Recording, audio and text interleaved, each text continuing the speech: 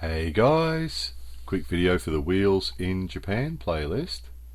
If you are driving a car around Japan, or even if you're riding a bicycle, you are very likely to come across these mirrors. And obviously it's because there's lots of narrow streets in Japan that originally weren't designed for cars, now have cars on them, so lots of them are very narrow. Lots of the corners are blind corners that you can't see around because there's buildings right up to the corner. So the mirrors are really handy. Of course, some people will have seen these in other countries as well. Other countries that have the same sort of thing with narrow streets that weren't designed for cars that now have cars in them also use the same sort of thing with the mirrors.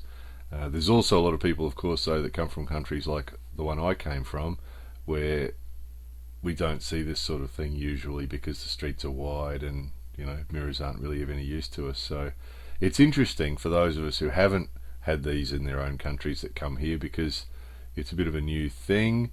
It is good to use them, although my advice would be don't trust them, because sometimes the mirrors are a little bit out of alignment. Maybe they've been blown in the wind or somebody's bumped one with a truck or something, and quite often they'll be knocked out of alignment, so you might look up at the mirror and not see a car, but there may well be one coming.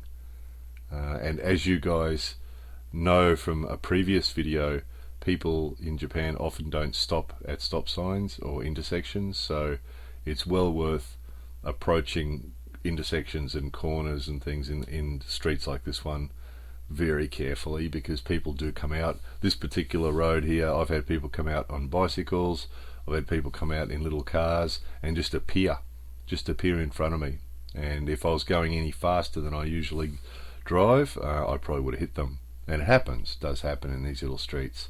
People come around the corner blindly and run into a car coming the other way, so it's worth being as cautious as possible. Be really careful in these little streets. But yeah, mirrors are a good aid. I always drive like I can't trust the mirror, but I always look at it anyway, because now and again you look at the mirror and there's a car there, so you've seen the car around the corner before you've got to it. So, and you can see what happens here is the city actually installs most of these big ones, the ones that are on the orange poles, the big ones. The city installs those, and then the residents often install smaller ones to help them come in and out of their own little driveways and own little laneways and so on. So the smaller ones you're seeing are usually installed by residents. And I've actually at least 4 mirrors on this stretch of road I haven't highlighted. Sort of a bit of a Where's Waldo for those of you who've got too much spare time. You can have a look at this video again and see if you can spot the 4 mirrors that I haven't talked about. There's at least 4, actually. I know of at least 4 that I haven't highlighted with the arrow, with the circles. Might be 6 actually, might be more than 6. I haven't actually circled, so those of you who've got way too much spare time, that'll give you something to do. And the rest of you, yes, if you come to Japan, make use of the mirrors if you're driving a car or riding a bicycle, but drive as carefully as possible down these little streets, because they're crazy. More videos coming soon.